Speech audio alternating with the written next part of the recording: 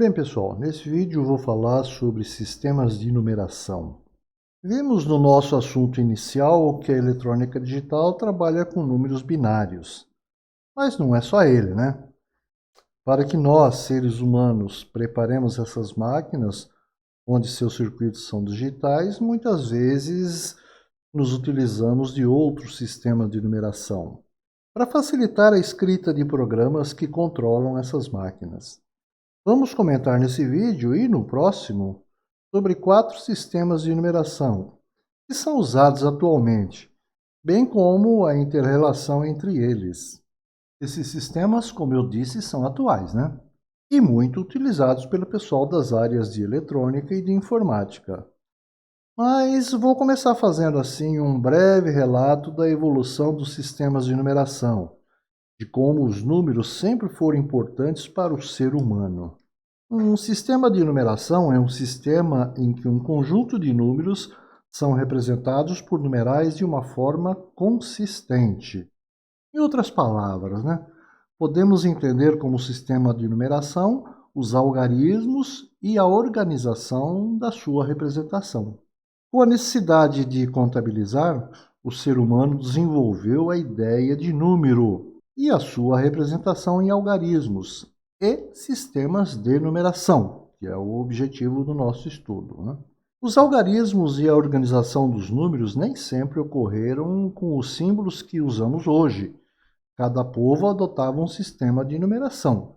Na história, vários povos diferentes usaram um sistema de numeração. E existem alguns deles que foram estudados, como, por exemplo, os sistemas de numeração babilônico, o egípcio, o chinês, o romano, o maia, o indo-arábico e outros, tá? Se a gente fosse descrever todos aqui, ia passar muito tempo, né? Estou falando assim dos principais. Cada sistema de numeração tem suas características de acordo com a cultura dos povos. A matemática desenvolveu-se de acordo com a necessidade da humanidade. Assim, povos diferentes inventaram sistemas de numeração únicos. Ainda que os símbolos fossem diferentes, a ideia de número e de sistemas de numeração sempre esteve presente em quase todas as civilizações. Só para ilustrar isso que eu estou falando, pessoal? E para aqueles que nunca tiveram contato com esse assunto, vou mostrar aqui a representação de alguns desses sistemas de numeração, tá? Mas assim, sem entrar em detalhes, só por curiosidade mesmo, E para mostrar historicamente um pouquinho de como foi a coisa toda. Bem, tudo começou aqui, sistema de numeração babilônico. Esse foi o primeiro sistema de numeração, pelo que é sabido até hoje. Não se sabe ao certo quem foi o povo responsável pelo desenvolvimento do sistema de numeração difundido no Império Babilônico, mas sabe-se que já era conhecido pelos sumérios. Esse sistema de numeração também é conhecido como sistema de numeração sumério, tá legal? O povo sumério, que habitou a região da Mesopotâmia, foi também responsável pelo desenvolvimento da escrita cuneiforme. Se alguém assiste aquelas séries e documentários dos canais History, ouvi falar muito nisso aí, Sistema de escrita cuneiforme, naqueles documentários que passam lá, alienígenas do passado, Eles mostram muito dessas coisas lá, Nesse sistema de numeração, é possível escrever qualquer número utilizando-se apenas de 2 símbolos. Como a gente pode ver aqui na figurinha, Só tem esse símbolozinho aqui, ó, que parece um funilzinho, E esse outro símbolo aqui, que parece um A deitado, Então, a junção desses 2 símbolos aí, eles formam 60 valores, tá vendo? Então, como a gente está vendo aí na figurinha, todos os números são representados em agrupamentos de 60. Isso quer dizer que a sua base é sexagesimal. Não existe o zero nesse sistema de numeração, tá? E ele não é posicional. O que é posicional, um sistema posicional, a gente vai falar logo mais adiante nesse vídeo, tá? Quando a gente for estudar os sistemas de numeração atual. Mas sistema posicional significa mais ou menos isso. O algarismo, né, de acordo com a posição que ele está no número, ele assume valores diferentes, ou seja, pesos diferentes, né? Mas a gente vai falar melhor sobre isso daqui a pouquinho. Temos aqui o sistema de numeração egípcio. Esse povo desenvolveu um sistema de numeração que também possibilitava a escrita de valores numéricos bem grandes. No entanto, mesmo ele não sendo posicional, diferentemente do sistema dos sumérios, existem símbolos específicos para as potências de 10.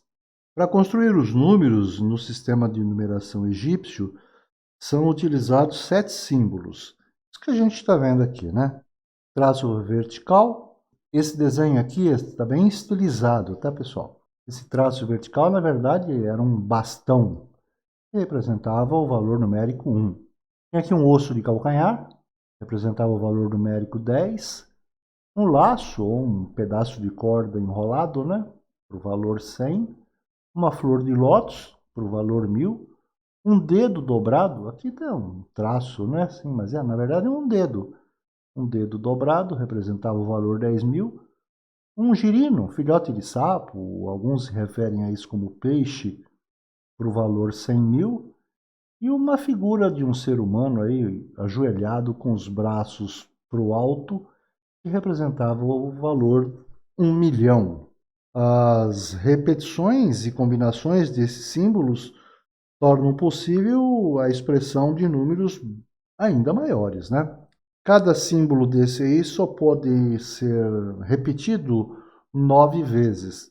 Olha só, ele tem o símbolo para o 1 e o símbolo para o 10. Se ele quisesse representar o valor numérico 9, ele colocava 9 traços desse aqui. Se ele quisesse o valor 12, por exemplo, ele colocava o osso de calcanhar aqui, que é 10, mais 2 traços desse aqui na frente. E assim por diante, né? O valor 1.100 seria uma flor de lótus e na frente aqui um laço. E assim por diante, tá? Então, como dissemos, ele não é posicional e também ele não possui a representação numérica do zero. Vemos agora o sistema de numeração chinês. Esse sistema ele é utilizado até hoje, tá, pessoal? O povo oriental é bastante tradicional, né? Mas para a realização de operações aritméticas, os chineses utilizam o sistema indo-arábico, que é o sistema que a gente usa hoje em dia, né? Que surgiu muito tempo depois, tá bom? Como ele continua atual, inventou-se um símbolo para o número zero, mas ele originalmente não tinha o símbolo para o zero. E ele foi usado assim sem o zero durante vários séculos. Ele possui base 10, a combinação de símbolos gera novos símbolos, logo existe uma quantidade muito grande de possíveis algarismos. Ele é um sistema posicional e, como eu disse, nele o símbolo do zero aqui é bem recente, tá legal? Sistema de numeração romano. Embora os algarismos romanos tenham sido desenvolvidos há mais de 2.000 anos, ainda hoje costumamos nos depararmos com eles por aí, né?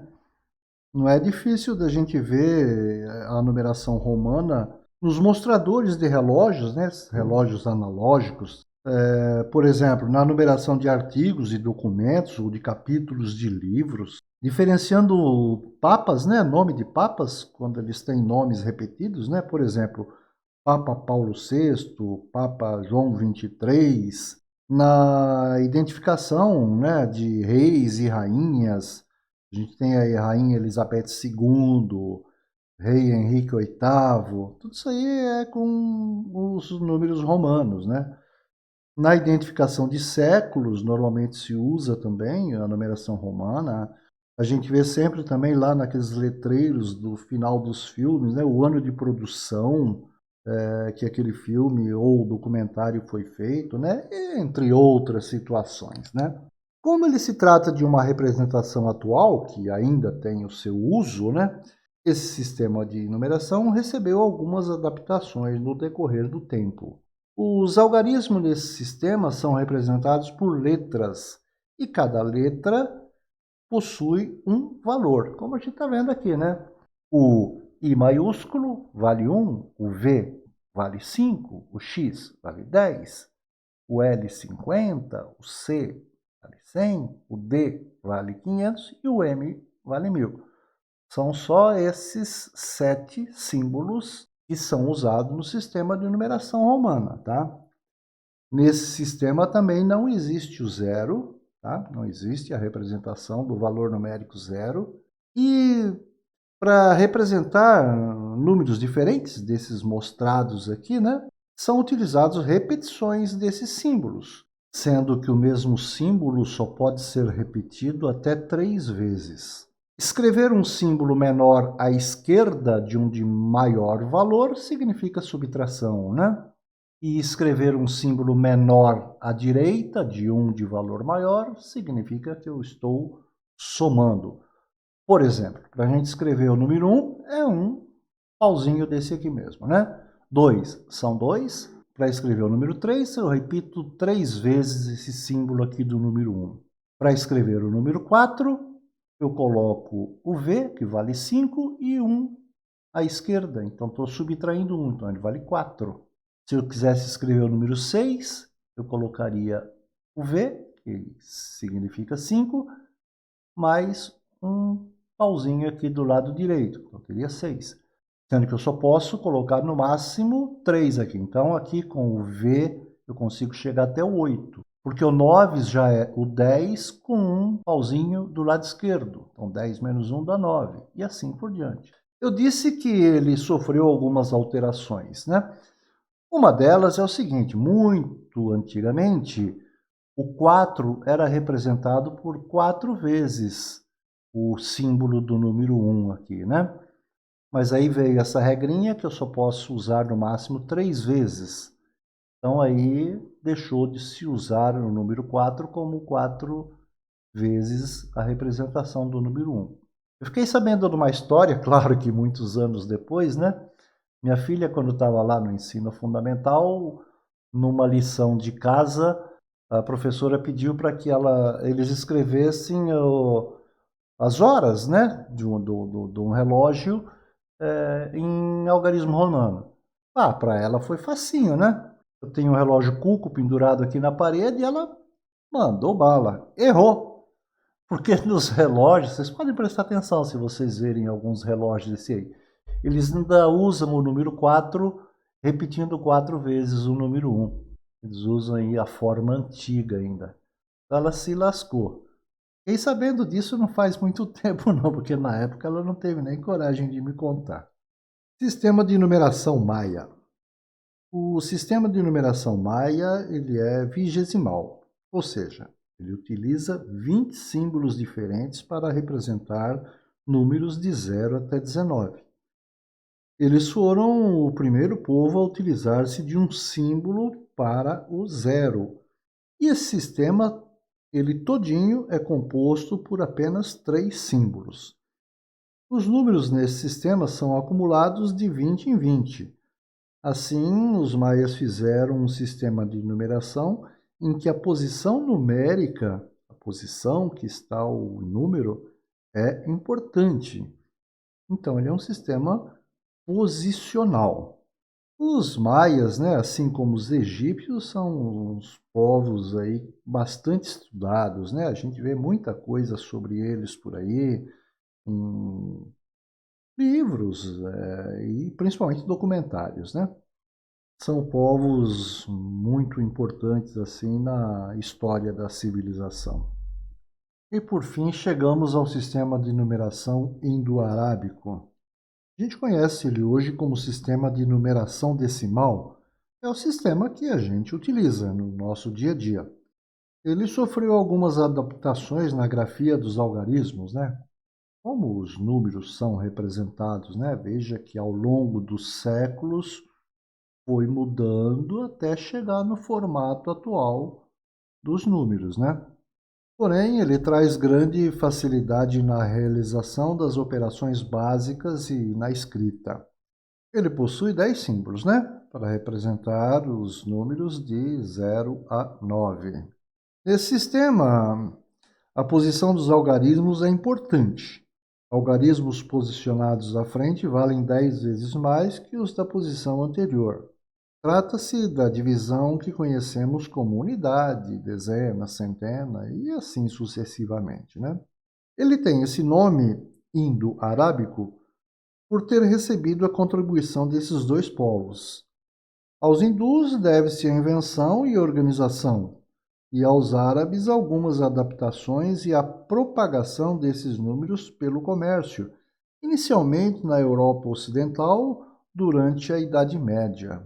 Existe uma teoria por aí de que a origem dos algarismos, o formato deles, né, está associada a ângulos, ou seja, o número de ângulos que dá para se obter de acordo com o formato do algarismo.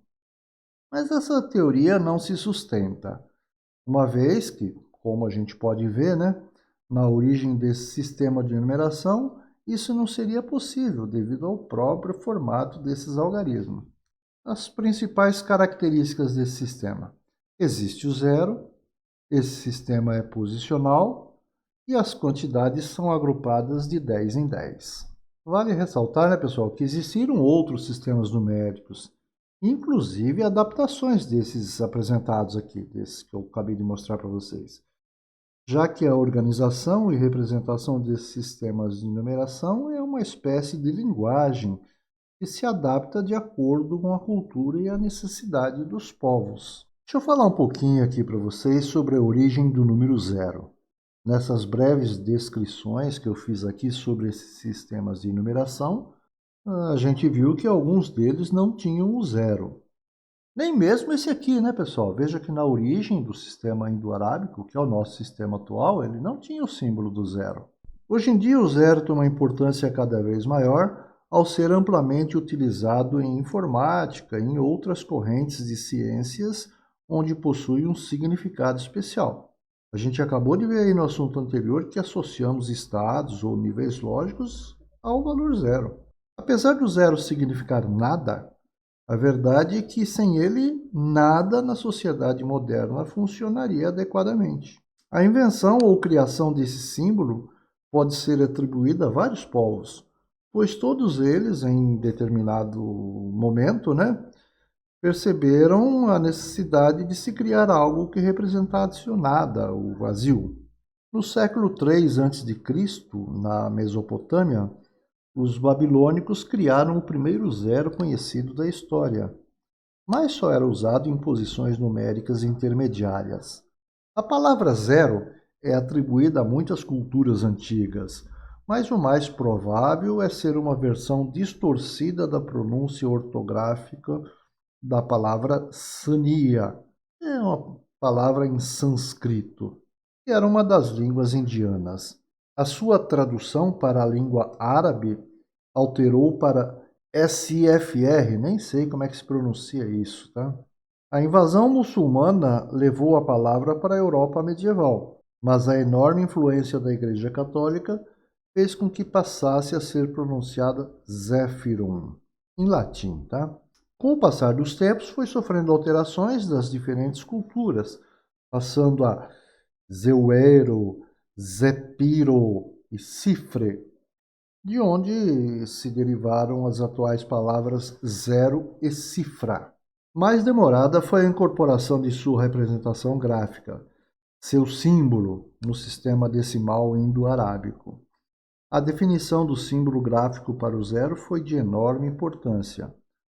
Passava assim a ser possível posicionar-se com precisão os dígitos, né, para se formar qualquer número que se pretendesse, quer no sistema numérico decimal, bem como no ábaco, que representava o zero como sendo uma casa vazia.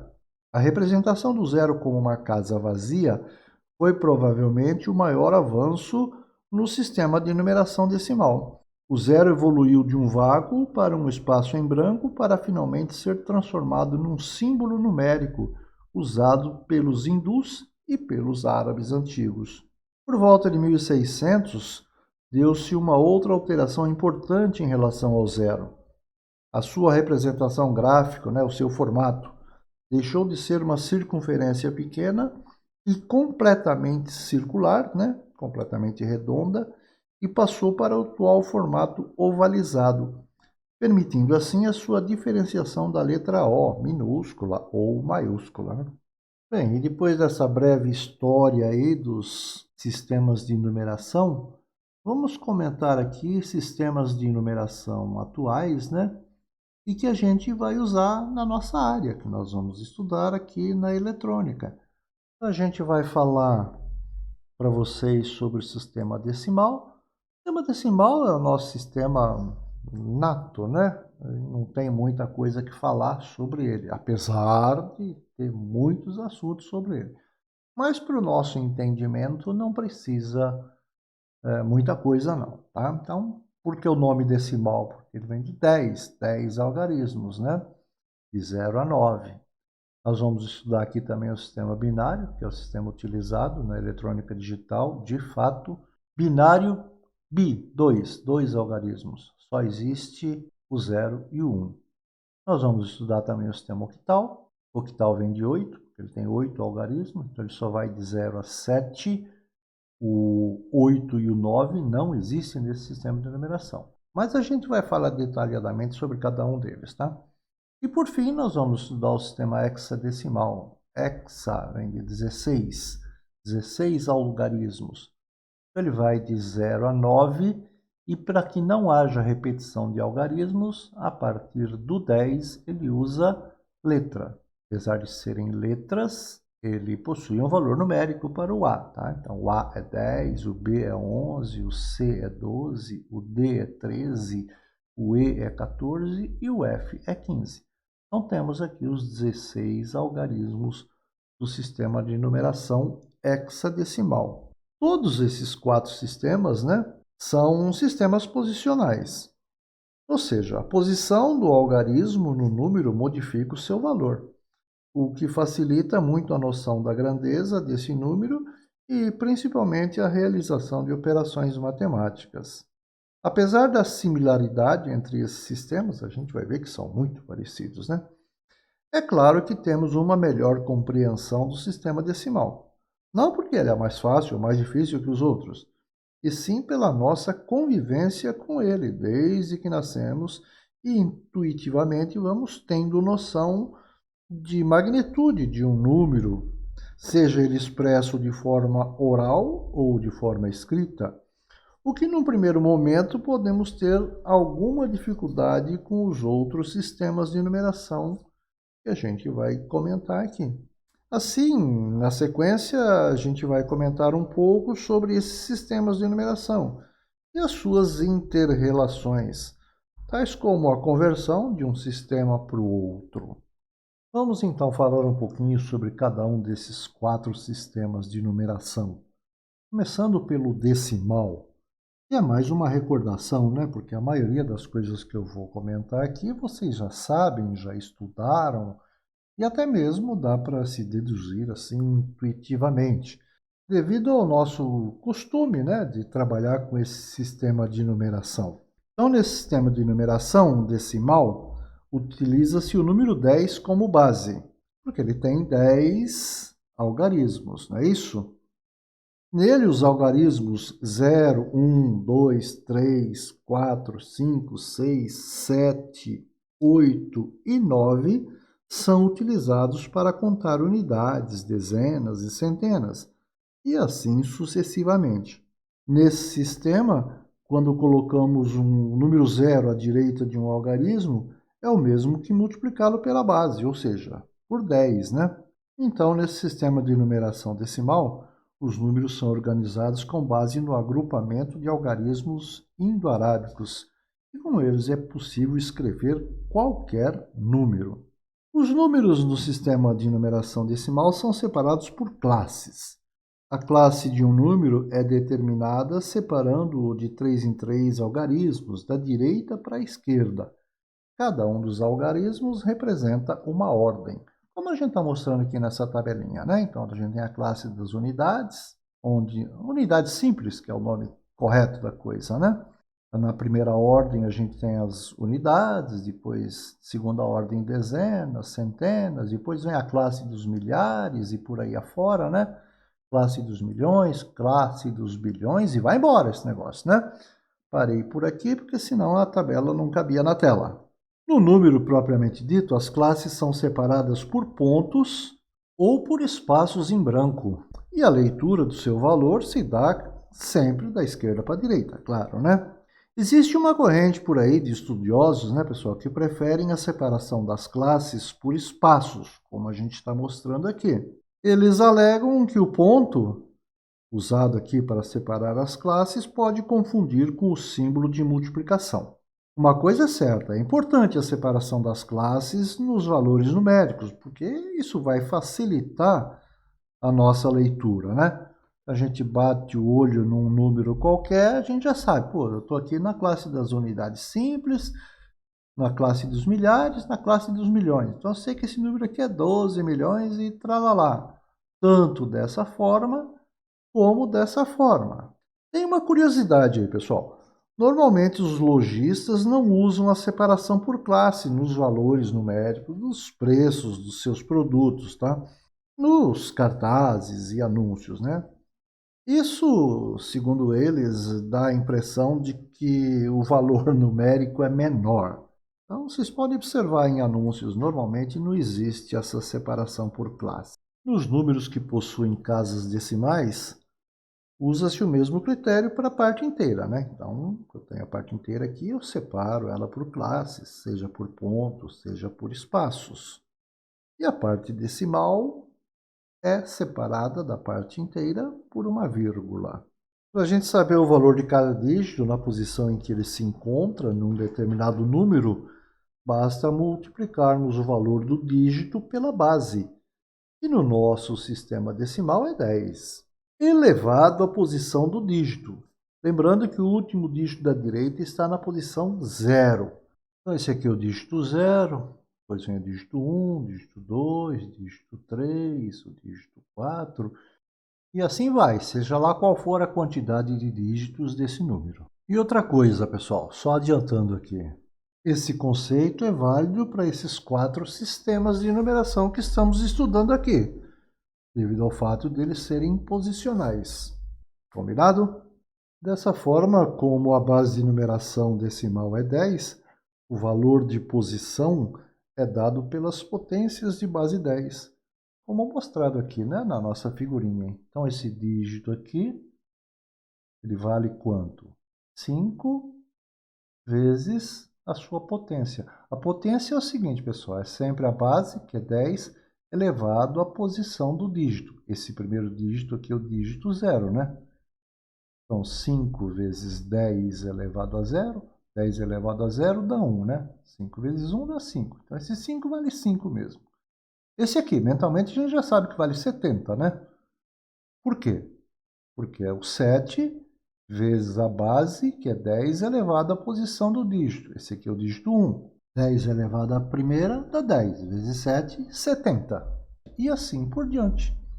Então, esse aqui vale 5, esse aqui vale 70, esse aqui vale 400, esse aqui vale 2.000, e esse aqui vale 10.000. É 1 vezes 10 elevado à quarta. Então, é sempre assim. O valor do dígito no número vai ser o seu valor numérico, qual é o valor numérico do dígito, vezes o seu peso. O peso vai ser sempre assim.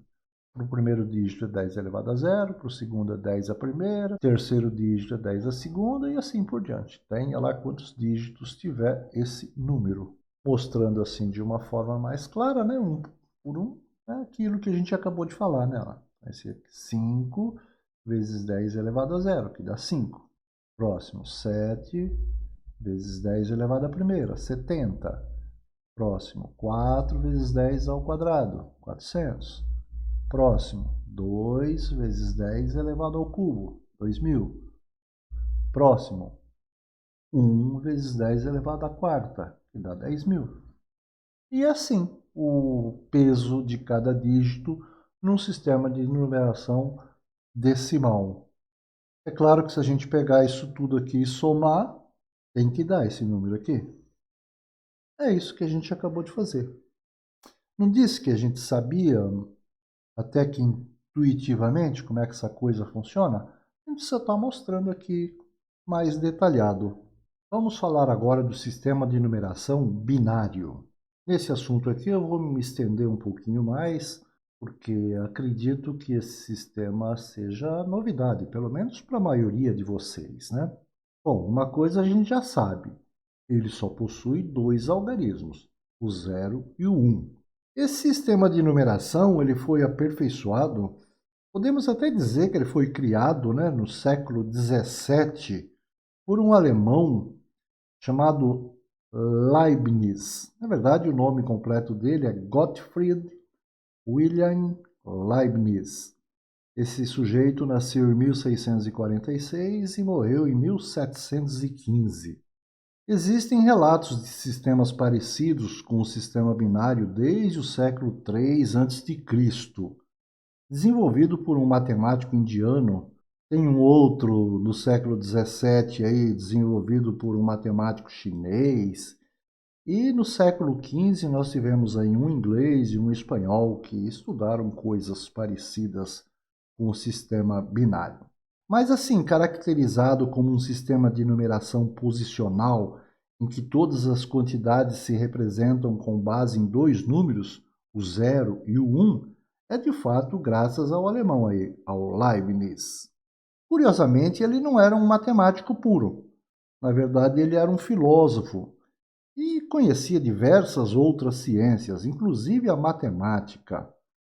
Então, ele pode ser classificado aí como um polímata, né? Um cara que conhece várias ciências. Em 1854, George Boole, esse sim um matemático, publicou um artigo fundamental detalhando um sistema lógico que tornaria conhecido como álgebra booleana. Nós vamos ter um capítulo exclusivo mais adiante aí só sobre essa álgebra booleana, tá bom? Seu sistema lógico usou como base o sistema binário do Leibniz, né? E tornou-se mais tarde essencial no uso na aplicação de circuitos eletrônicos. Atualmente, o sistema de numeração binário é empregado em circuitos lógicos digitais. Esse sistema, como definido por Leibniz, possui apenas dois algarismos, né? O 0 e o 1. Por isso, a sua base é 2. Pessoal, por que a gente vai se estender um pouquinho aqui mais no sistema binário? Porque é ele que a gente precisa conhecer de fato, porque todos os circuitos digitais trabalham em binário.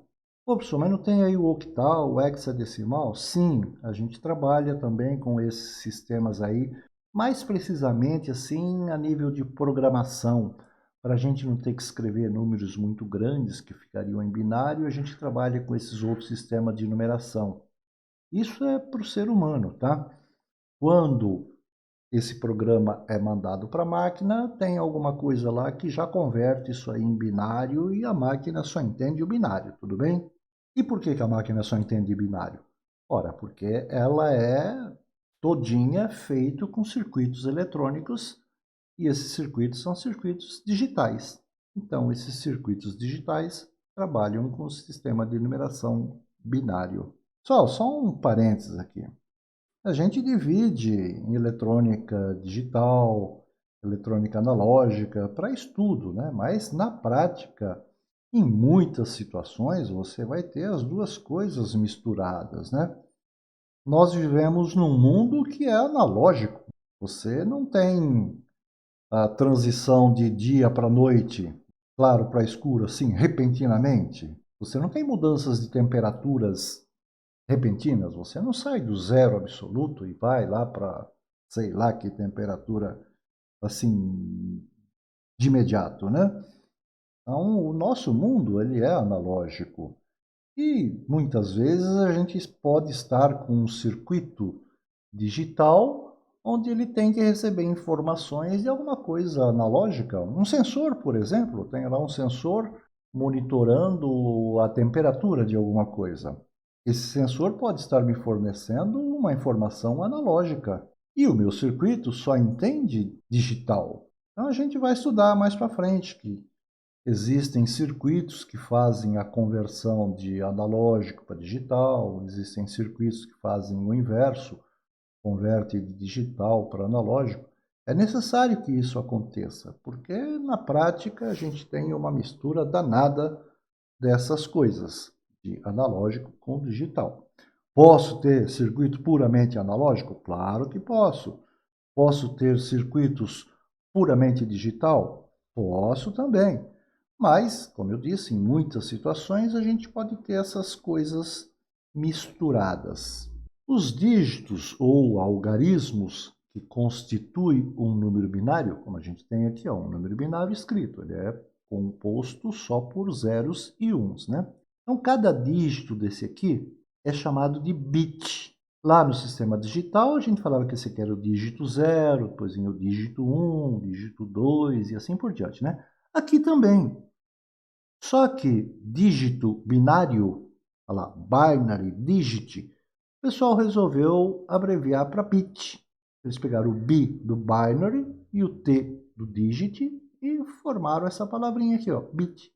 Então, bit é um dígito, só que é um dígito binário. Eu disse a vocês agora há pouco que esses sistemas de numeração posicionais são todos parecidos, né?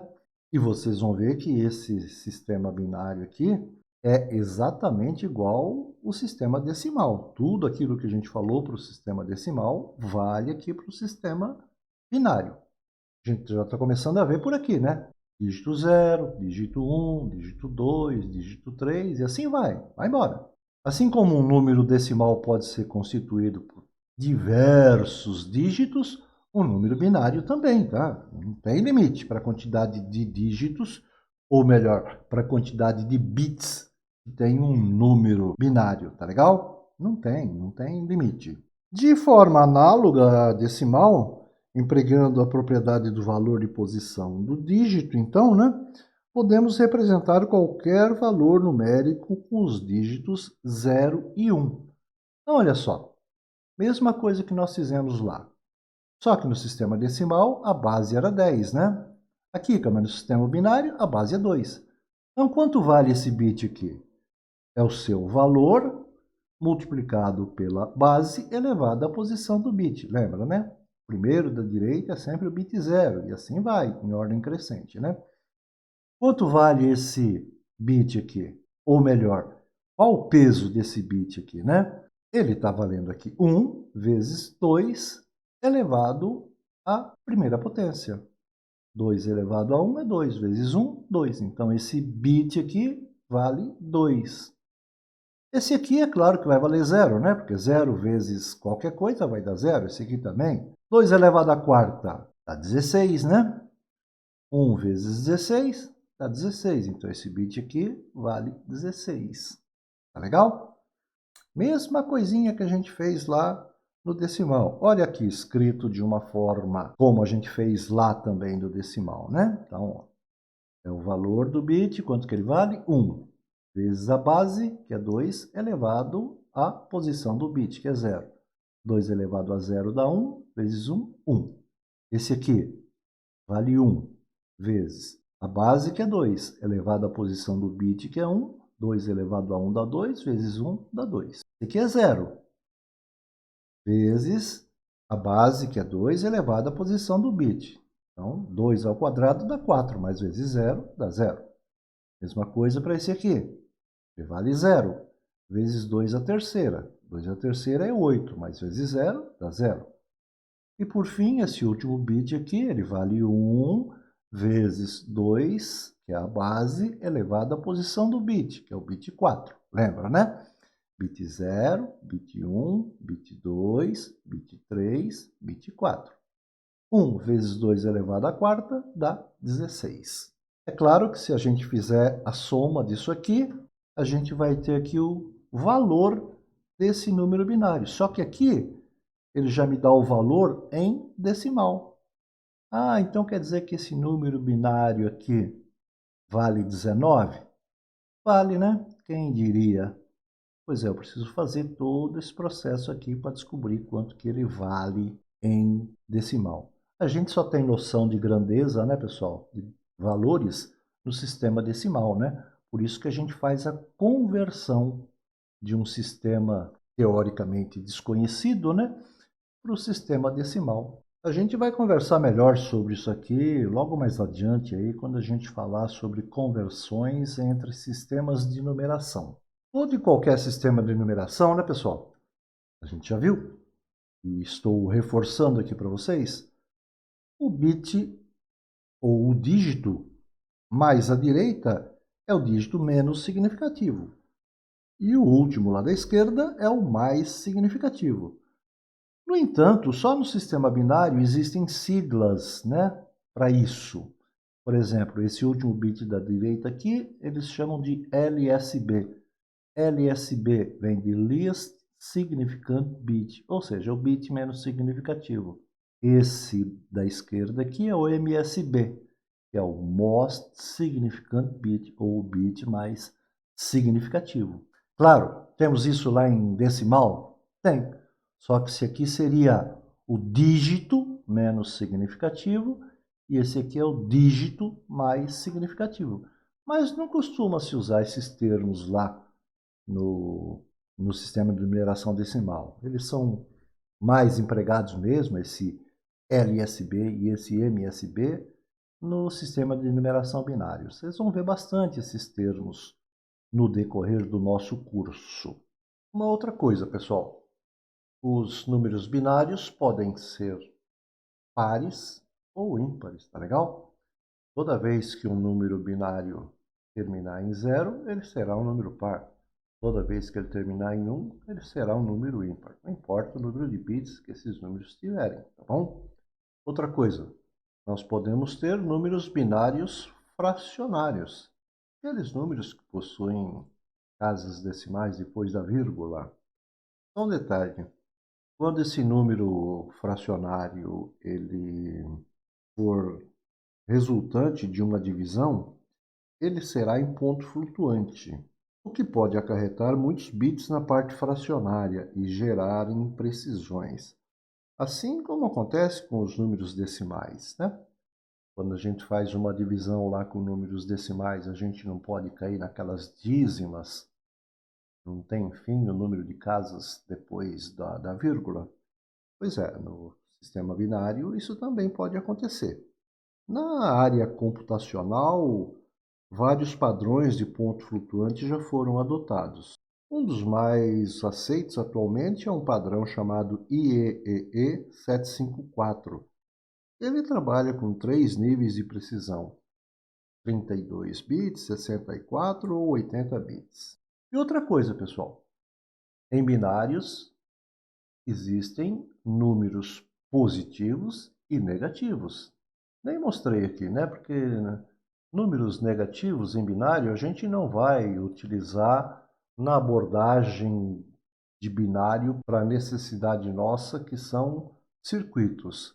Assim como os números fracionários também, tá? Mas saiba que, diferentemente do sistema decimal, onde a indicação de um número negativo é um sinalzinho de menos, né? No sistema binário, não. Não existe o sinal de menos para indicar um número negativo, nem o sinal de mais para indicar um número positivo. Essa indicação de positivo ou negativo é feita através de um bit. Então, a gente tem lá o bit de sinal. Mas, como eu disse, não vamos entrar nessa questão agora, apesar de que futuramente nós vamos trabalhar com valores positivos e negativos de números binários. Só em muitas situações é necessária a indicação da base num valor numérico, para que não haja confusão sobre a qual sistema de numeração aquele número pertence. Pois todos os sistemas de numeração utilizam-se dos números arábicos, com exceção do hexadecimal, que possui letras também, né?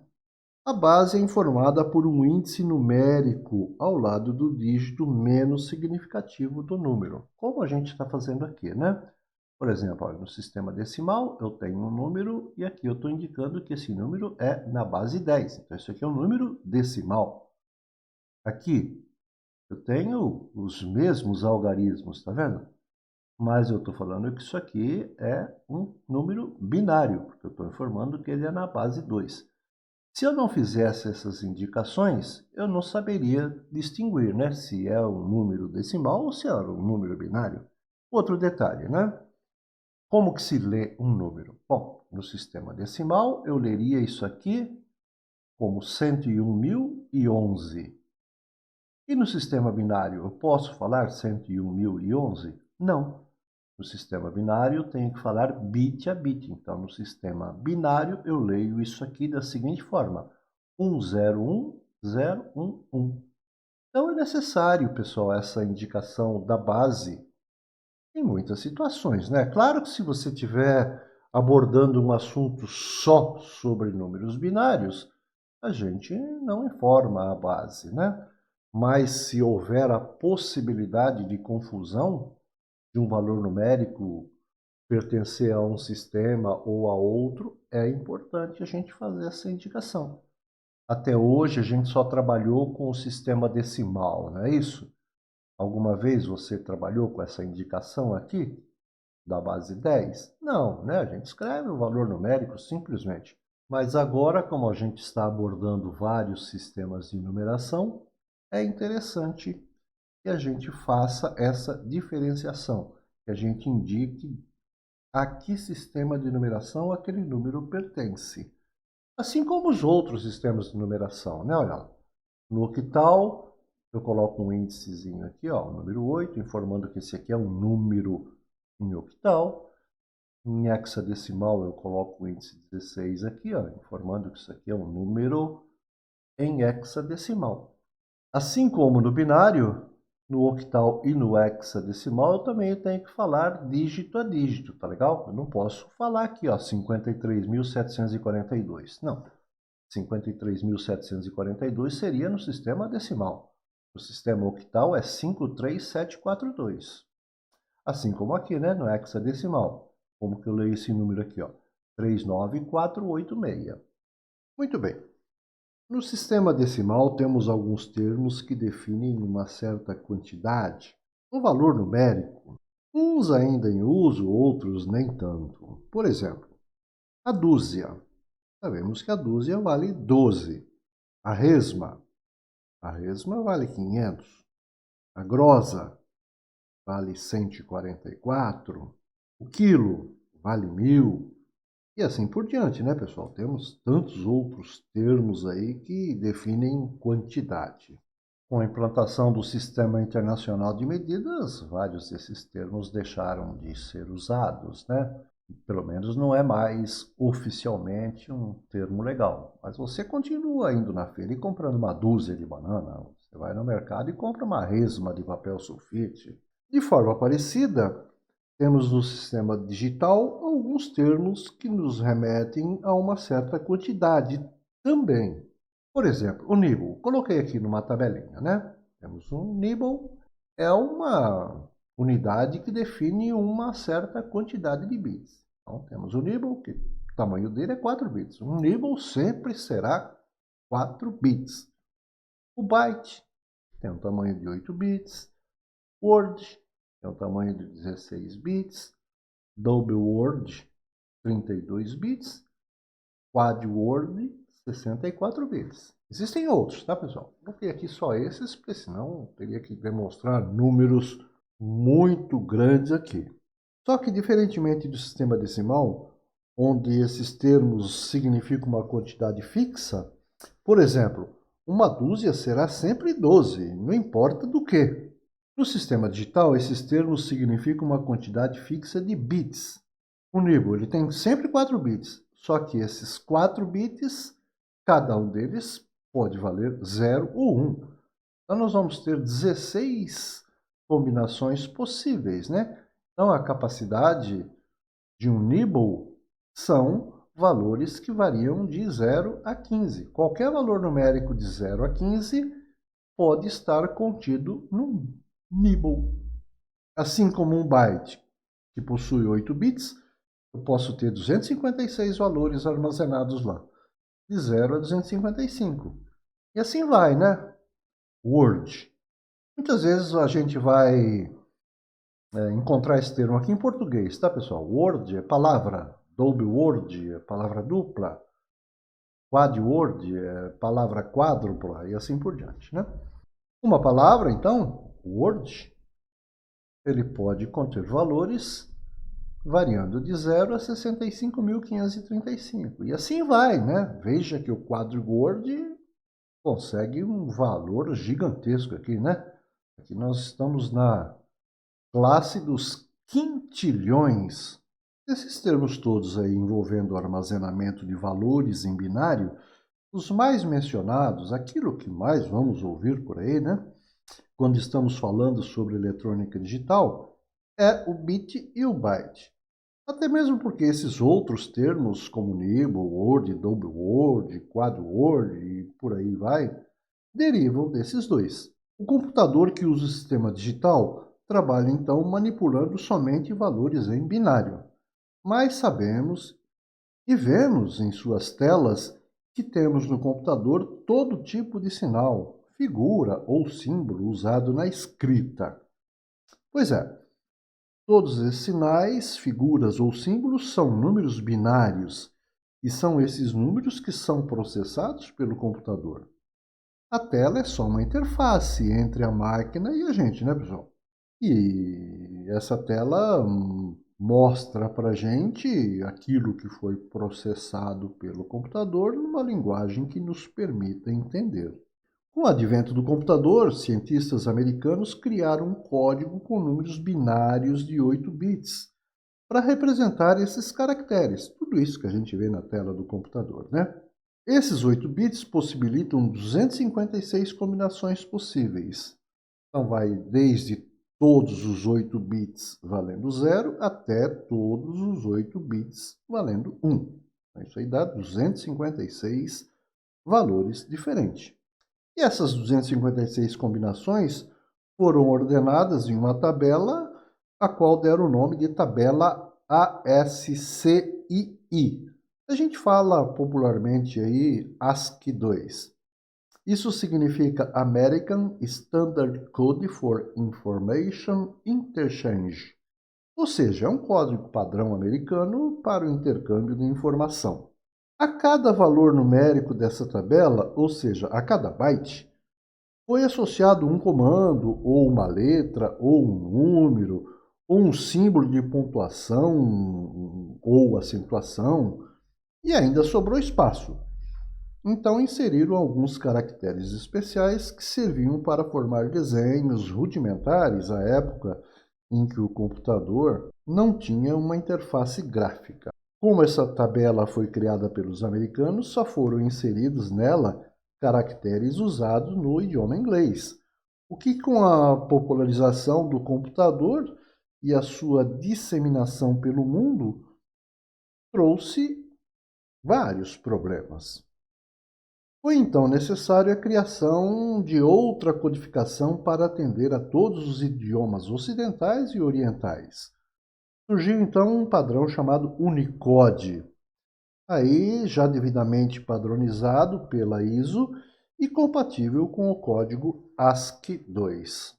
Esse padrão Unicode forma uma tabela enorme, podendo trabalhar com 8, 16 e 32 bits, o que possibilita mais de 2 bilhões de caracteres, e nem sempre é necessário carregar toda essa informação na memória do computador.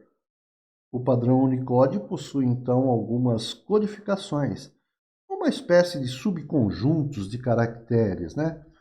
Tem alguns bem manjados por aí, o TF-8, ISO 8859 e outros, né? Que carregamos na memória do computador de acordo com a aplicação em uso. Nos computadores ou outros dispositivos que processem, armazenem, transmitam e recebam dados, é bastante comum o uso de múltiplos de bits e bytes. Por exemplo, kilobits, kilobytes, megabits, megabytes e etc. No Sistema Internacional de Medidas, 1 quilo é 1000 e pronto, pois como trabalha com o sistema decimal, os valores são determinados pelas potências de base 10. Coloquei aqui numa tabelinha, né? Então a gente tem quilo, que é 10 a terceira, que vale 1000, o mega, 1 milhão, giga, o tera. Tem outros, né, pessoal? Só coloquei esses aqui para ilustrar o que eu estou querendo mostrar para vocês. No sistema digital, por trabalhar com o sistema binário de base 2, a gente tem então que 1 quilo é 1024, não é 1000. 1000 é no sistema decimal.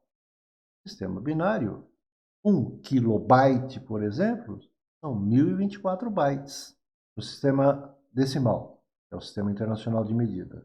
1 quilograma são 1000 gramas. E assim vai para todos os outros múltiplos, né? Mas devido ao fato dos valores formados por essas potências serem próximas, durante muito tempo esses prefixos foram e ainda são, tá, pessoal, usados no sistema digital. Mas não é a forma mais correta, tá? Então, olha só, foi criado aí uma nova nomenclatura para os múltiplos do sistema binário. Tudo bem, 2 elevado a décima continua sendo 1024, 2 elevado a 20 continua sendo esse valor e assim por diante. Mas, em 2008, a IEC resolveu de vez esse problema ao publicar uma norma, que é essa norma IEC 80.000-13, criando prefixos binários para essas potências. Então agora o termo correto é esse, né? É kibi, não é mais quilo. Quilo só pode usar no Sistema Internacional de Medida, no sistema decimal. Com certeza não foi ninguém da língua portuguesa que criou isso aqui, né? Senão provavelmente teriam colocado um nome diferente aqui, né? Mas fazer o quê? Veja que todos terminam com bi, que vem de binário, né? Kibi, meb, gib, deb. Aqui é o símbolo que representa essas unidades, as potências e o seu valor numérico, né? Então, um kibibyte são 1024 bytes. Então, não se usa mais aqueles termos, tá? O kilobyte. Correto, então, é kibibyte. Ainda está um pouco bagunçado o uso desses novos termos. Vejam que já se passaram vários anos e esses termos ainda não são populares entre nós. Nem entre os fabricantes de hardware, de softwares e operadores de dados e telefonia. E o que é pior, alguns usam valores do sistema decimal, considerando, por exemplo, que o kilobyte vale 1000, e outros considerando que vale 1024. Mas assim, de uma maneira resumida, é nesse pé que estamos. Uma coisa é boa que fique claro para todos, pois a gente vê algumas confusões na população em geral e até mesmo nos iniciantes da área, que quando nos deparamos com termos como kilobytes, megabytes e etc., né, isso se refere a tamanho de arquivos ou capacidade de armazenamento, enquanto kilobits por segundo, megabits por segundo e outros, né, se refere à velocidade de transmissão ou de recepção. Sempre que for dado em bits por unidade de tempo, refere-se à velocidade. Por exemplo, quando fazemos a assinatura de um plano com uma operadora de telefonia com acesso à internet, vem estipulado nesse contrato a quantidade de dados mensal que temos direito de fazer trafegar pela rede, para uploads e downloads, né? Isso se refere à soma de todos os arquivos, fotos, vídeos, documentos, né? Trafegando pela rede e é dado em bytes. Nesse mesmo contrato vem estipulada a velocidade de comunicação dessa rede, em bits por segundo. Isso é, então, velocidade. Os computadores possuem uma certa quantidade de memória dinâmica de trabalho, né? A tal da memória RAM, que é dada em bytes. 4 GB, 8 GB, 16 GB, por exemplo, né? Esse computador, ou esses computadores, possuem um disco físico ou um disco rígido com capacidade, por exemplo, de 500 GB, 1 TB, 2 TB e assim por diante, né? Vejam que esses valores são dados em bytes, então se referem à capacidade de armazenamento. Se esse computador estiver conectado à internet, essa conexão terá uma certa velocidade. Por exemplo, 100 megabits por segundo, 200 megabits por segundo. Isso é então a velocidade que os dados trafegam por essa rede e é dado em bits por segundo. Então quer dizer que os dados são transmitidos bit a bit? Sim, as vias de transmissão de dados hoje em dia são quase todas no modo serial. Um bit de cada vez, trafegando por um par de fios, mas com velocidade cada vez maiores, né? Como é feita a identificação desses dados sendo transmitidas ou recebidas bit a bit é um outro assunto, né, que não vem ao caso nesse momento. Nos primórdios do computador era utilizada a comunicação paralela, a pequenas distâncias, tipo entre o computador e uma impressora. Mas isso caiu em desuso, porque nesse tipo de comunicação é necessário um fio para cada bit do dado enviado. Para que a transmissão desses dados fosse na forma de byte, por exemplo, seriam necessários pelo menos 8 fios, só para os dados, o que com o aumento da distância era muito susceptível a interferências, devido ao fato de várias informações estarem trafegando ao mesmo tempo nesses fios, né, que compunham o cabo. Isso não quer dizer que a comunicação paralela não exista mais. Ela ainda é utilizada internamente no computador para realizar a troca de dados entre o processador, memórias e demais dispositivos de entrada e saída. Mas isso é feito através de barramentos. Muito bem, pessoal. Esse conteúdo de sistema de numeração binário é, de fato, bastante extenso. E o que nós comentamos até aqui já é suficiente para esse início que a gente está tendo com os circuitos digitais. Quando nos aprofundarmos mais nesses circuitos, nós vamos ter que voltar e conversar mais sobre esses números binários. Não só sobre o sistema de numeração, mas todos os conceitos que envolvem esse sistema. Vamos ter que estudar bem aquela álgebra booleana que a gente comentou. Existem aí vários teoremas, postulados e identidades, propriedades e por aí afora, né? Mas como é muito extenso, para que esse vídeo não fique muito longo, a gente vai voltar a falar sobre isso quando a gente precisar, de acordo com o avanço dos nossos estudos. Por hora, vamos falar um pouquinho sobre o sistema de numeração octal. Esse sistema octal é então um sistema de numeração posicional, como todos esses que a gente está vendo, né? Cuja base é 8, ou seja, utiliza 8 símbolos, os algarismos arábicos de 0 a 7, para a representação de quantidades. O 8 e o 9 não existem nesse sistema. Esse sistema ele é pouco utilizado no campo da eletrônica digital. Mas veja bem, isso não significa que não tenha o seu campo de aplicação. Daí o fato dele estar inserido aqui nesse nosso estudo. Muito bem, a representação binária ela é perfeitamente adequada para a utilização pelos computadores. No entanto, um número representado em binário apresenta muitos bits, ficando longo e passível de erro quando manipulado por seres humanos normais, como, por exemplo, os programadores, analistas e engenheiros de sistema. Para facilitar a visualização e manipulação por programadores das grandezas processadas em computadores, são usualmente adotadas as representações em octal, que é a base 8, e principalmente em hexadecimal, que é a base 16, que a gente vai ver logo na sequência.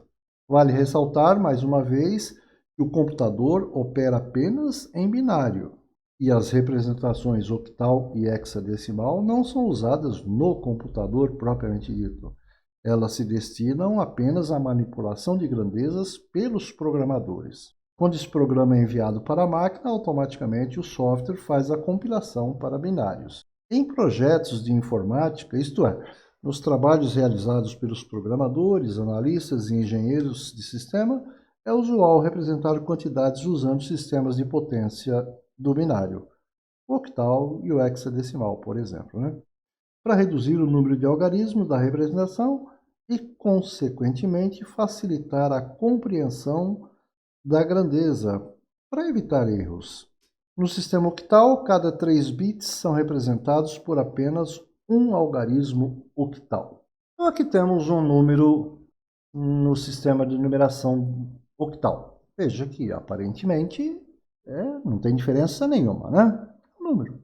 Poderia ser um número decimal? Poderia, mas eu estou falando que esse aqui é um número no sistema octal. Veja que as mesmas regras se aplicam a ele, né? O último dígito aqui da direita é o dígito 0, o próximo é o dígito 1, e assim vai sequencialmente, né? O único senão que a gente precisa tomar cuidado aqui é que a gente sabe que nesse sistema octal, então, não existe o 8 e o 9. É a mesma coisa, né, pessoal? Olha, o valor do dígito no número segue sempre a mesma regrinha, né? É o seu valor numérico multiplicado pelo seu peso. Seu peso é a base, que é 8, elevado à posição daquele dígito, né? Então, a gente tem o primeiro dígito, que a gente viu que é o dígito 0, o próximo é o dígito 1, o dígito 2 e assim por diante. A mesma coisa. A gente sabe que esse dígito aqui vale quanto? 5 vezes 8 elevado a 0, que é 1. 5 vezes 1, 5. Então, ele vale 5 mesmo. Esse aqui, ele vale 2 vezes 8 elevado à primeira potência. 2 vezes 8, 16. E assim sucessivamente. Usando aquele mesmo recurso, a gente pode mostrar assim, acho que fica mais nítido, né? Então, eu pego o dígito 5, multiplico por 8 elevado à posição do dígito, que é 0. 8 elevado a 0 é 1 vezes 5, 5. Próximo dígito vale 2 vezes 8 elevado à primeira, dá 16.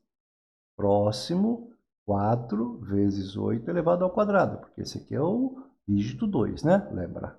Dígito 0, dígito 1, dígito 2, e vai embora. 8 ao quadrado vezes 4 dá 256. Próximo, 6 vezes 8 elevado à terceira, 3.072. E por fim, 3 vezes 8 elevado à quarta potência, que dá 12.288. Se somarmos todos esses valores aqui encontrados, a gente tem o valor em decimal desse valor aqui em octal.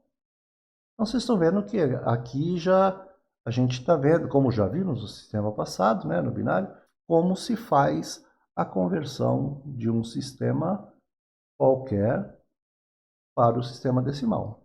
E é isso, pessoal. Não vamos nos alongar mais do que isso, porque já é suficiente.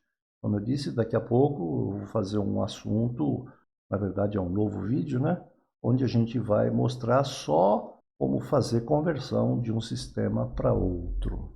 E por fim, vamos falar do sistema de numeração hexadecimal. Os números hexadecimais são amplamente utilizados para a representação de números e de dados binários na operação com microprocessadores e no mapeamento de memórias em sistemas digitais. Trata-se de um sistema numérico muito importante, aplicado em projetos de softwares e de hardware. Os algarismos desse sistema são enumerados da seguinte forma. Então vai de 0 a 9, e a partir daí a gente teria o 10, o 11, o 12, o 13, o 14 e o 15, né? Só que do 10 ao 15, ele é representado por letras maiúsculas, tá? Então, o A vale 10, o B vale 11, o C vale 12, o D vale 13, o E vale 14 e o F vale 15. Nesse sistema hexadecimal, com a base é 16, cada 4 bits são representados por apenas um algarismo hexadecimal, de 0 a F, né?